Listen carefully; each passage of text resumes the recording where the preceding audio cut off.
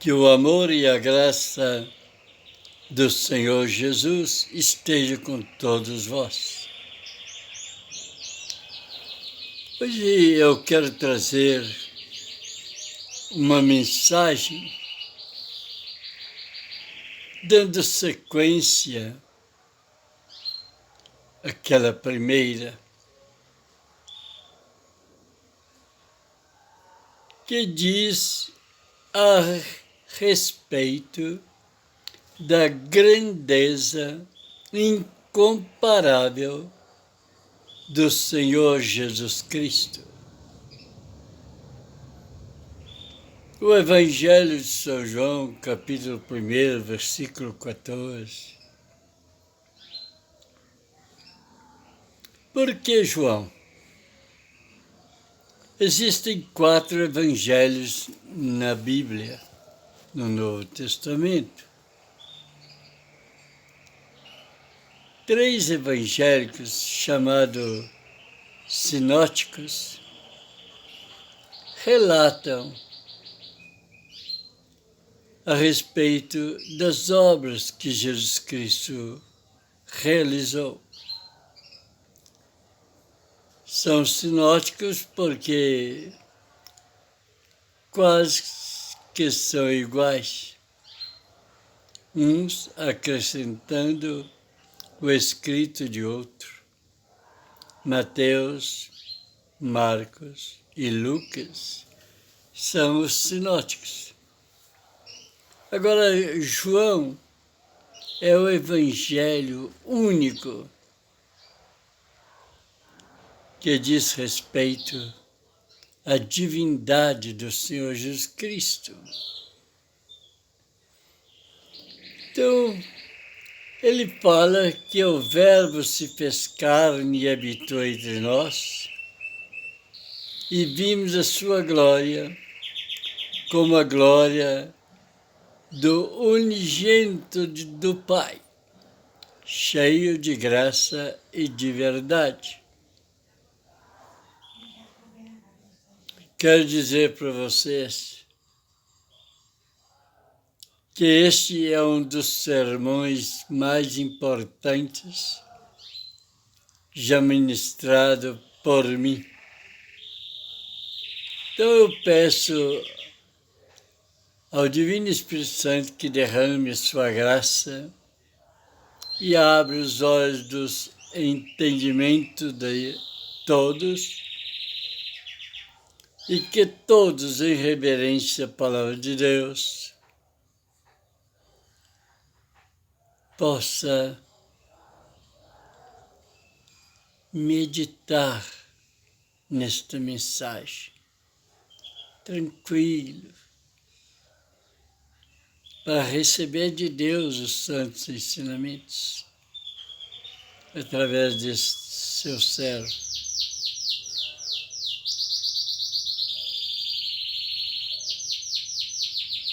O nascimento do Senhor Jesus Cristo foi planejado antes da fundação do mundo.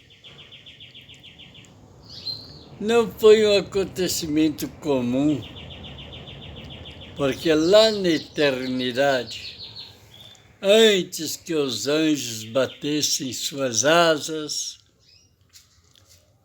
atenderem a voz de Deus, antes que as estrelas brilhassem no firmamento, antes que o sol brilhasse, antes que os mares existissem, o Pai, o Filho e o Espírito Santo planejaram este acontecimento. Que o Verbo, a palavra, o Filho, deveria e haveria de si fazer carne e habitar entre nós. Nós vimos que o Velho Testamento nada mais foi do que uma preparação deste glorioso acontecimento. A promessa foi dada no Jardim do Éden, capítulo 3, versos 15. Os patriarcas se esperavam e se alegravam por ver este dia.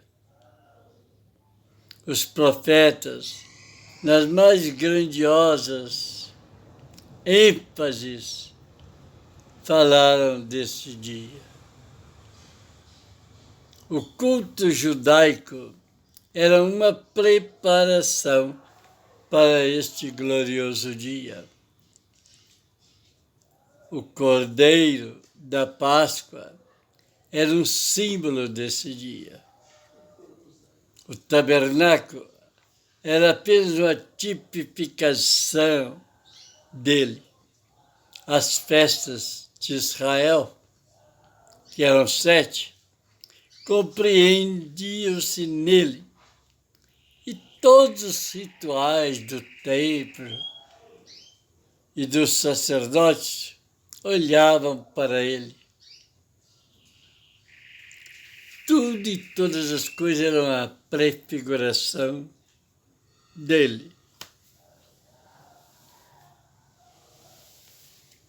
Todos esperavam por esse glorioso dia. Deus preparou o mundo para a chegada dele. Deus separou os gregos para uma língua universal. Os romanos, Deus chamou para dar uma lei universal. Agora Deus chama os próprios judeus para dar uma revelação especial e diz a Bíblia que, na plenitude dos tempos, ele vem, nascido de mulher, de uma virgem, que ela daria luz a um menino e que ele seria o Salvador do mundo. E o seu nome seria Jesus. E que ele sentaria no trono de Davi e que o seu reino não teria fim. Então aconteceu aquele dia tão desejado. Veio ao mundo o Filho de Deus. O apóstolo João é o teólogo dos evangelhos. Interpreta esse versículo dizendo: e o Verbo se fez carne. Há 4 frases que eu gostaria de explorar, explicando para vocês. A primeira delas é que o Verbo se fez carne. A grande pergunta é: quem é este Verbo? O Logos, a palavra de Deus. Para descrever o Logos, é o Cristo pré-encarnado. É aquele que teve a glória com o Pai antes que houvesse o mundo. João o descreve como o Verbo, o Eterno. Como Verbo pessoal, ele estava com Deus. Como Verbo divino, ele era Deus. Como Verbo criador, ele fez todas as coisas. Aleluia! Porque sem ele, João explica, nada que se fez foi feito. Como verbo autoexistente, a vida estava nele e era a luz do mundo, que ilumina a todo homem. Este é o verbo bendito e glorioso que se fez carne. O próprio Deus, Deus de Deus, luz de luz, coeterno, coexistente, coigual, realizando as obras de Deus, manifestando seu poder glorioso com milagres, prodígios, cegos vendo, mudo falando, surdos ouvindo, leprosos sendo purificados, paralíticos andando e mortos ressuscitando. Ele é Deus. Glória a Deus. Aleluia, Senhor Jesus Cristo. E este verbo se fez carne. Este verbo vestiu a natureza humana, não deixando de ser Deus, se fez homem, porque Deus é Espírito. E ele se fez carne. Ele era plenamente Deus. O grande mistério de uma única pessoa possuir duas naturezas, a humana e a divina, homem e Deus. E o verbo se fez carne. Mas notem vocês que para ele se fazer carne, houve uma necessidade de ser realizado um autoesvaziamento, porque se ele é Deus, e ele é, quais são os atributos de Deus? Ele é o autoexistente, ele é infinito, ele é imutável, onipotente, onisciente, onipresente. Em uma única palavra, a Bíblia disse que nem os céus dos céus pode contê-lo. Ele é imensurável. Em outras palavras, este glorioso e vastíssimo universo é menor do que ele, pois ele o criou. Aleluia! E então aquele que nem o céu dos céus podem contê-lo, se esvazia de si mesmo, aleluia, e se fez um embriãozinho, um feto, um bebê. O verbo se fazendo carne.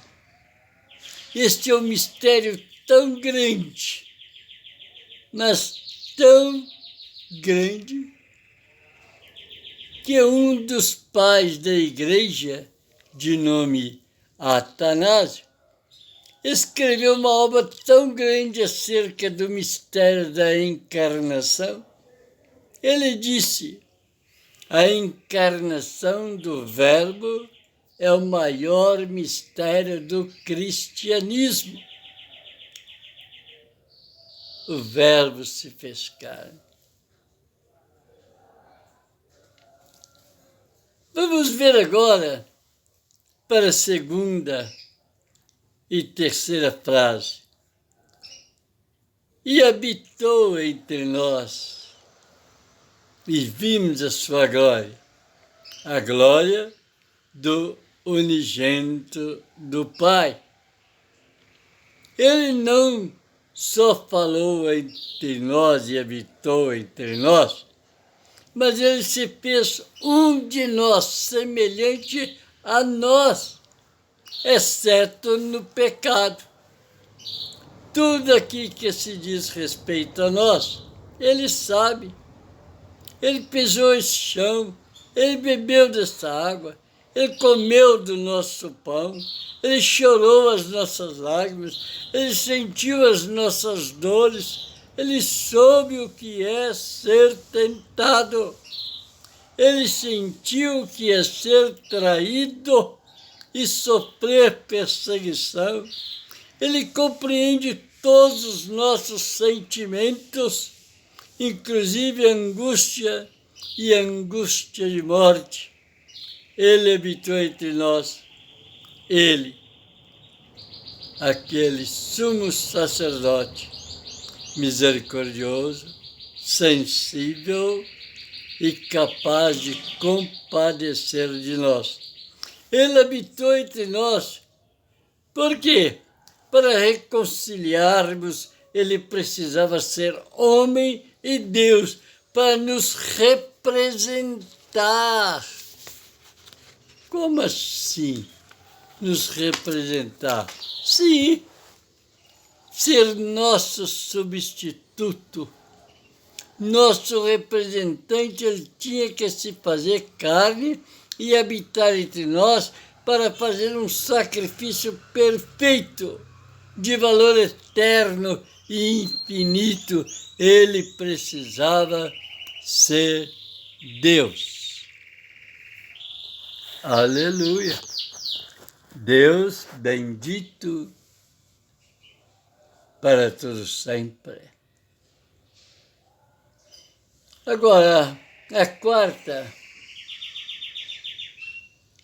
Ele habitou entre nós, cheio de graça e de verdade. Você se lembra que lá no Velho Testamento, quando havia uma pré-teofania, as pessoas morriam de medo e de pavor?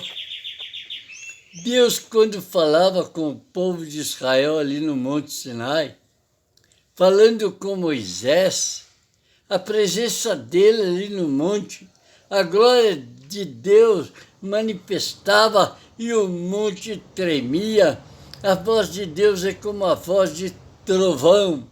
E o povo tinha pavor e falava: Moisés, fale você conosco e não fale Deus. Então o que Deus fez? Ele encurta essa distância e manda Moisés construir um tabernáculo, um santuário. O tabernáculo, ali estava a Arca da Aliança, que era a presença de Deus no santuário. Uma vez por ano, o sacerdote entrava para oferecer sacrifícios para perdão dos pecados. E Deus já enxergava o seu Filho lá no Calvário, derramando o seu precioso sangue para nos remir de todo o pecado. Então ele veio, cheio de graça e de verdade. Ele não vem como justiça e juízo, porque senão todos nós teríamos sido consumidos, destruídos, por causa da sua santidade e glória, que diante dele até os serafins cobrem o rosto, para que diante da sua santidade o melhor de nós não passa de trapos de imundícia. Se ele viesse com justiça e juízo, nós estaríamos condenados. Mas apesar de nós estarmos mortos em nossos delitos e pecados, que ele fez?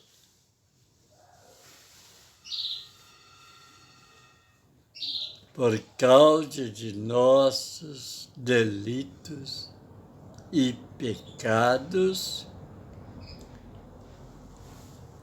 sujos e depravados, Ele nos lavou, Ele nos limpou, nos regenerou, nos justificou e nos santificou e nos fez nova criatura. Ele nos fez filhos de Deus. Agora não importa o que tenhamos feito antes, Ele veio e manifestou entre nós, cheio de graça e de verdade. Agora Ele tem salvação, Ele tem o perdão para você, Ele tem o sangue derramado para te cobrir de todo pecado. Isso é o que o Verbo se fez carne e habitou entre nós e vimos a sua glória. Hein? Glória do unigênito, do Pai, cheio de graça e de verdade. Aleluia! Você já pensou no privilégio que você tem ser um filho de Deus? Você o aceitou e o recebeu como único Senhor e suficiente Salvador? Agora, pois, já não há nenhuma condenação sobre você, sobre aqueles que estão em Cristo Jesus. Glória a Deus! Aleluia! Esta é a palavra que o Senhor me concedeu para entregar para todo o povo de Deus, para que ele possa crescer em todos e que todos possam chegar ao pleno conhecimento daquele que, sendo Deus, se fez carne e habitou entre nós. E hoje, pelo seu Espírito Santo, Ele faz morada em nós. Era Deus sobre nós, veio a ser Deus conosco e agora é Deus em nós. Aleluia! Diga glória a Deus.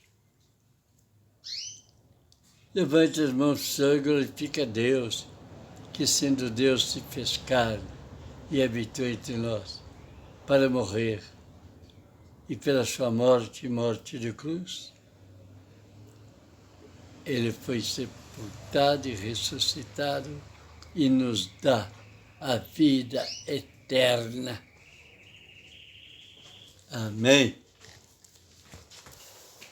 Glória a Deus. Essa é mais uma mensagem que eu deixo para vocês. Que Deus possa falar convosco através dessa palavra, desse servo do Deus Altíssimo. Breve estarei de volta trazendo mais uma rica mensagem. Amém.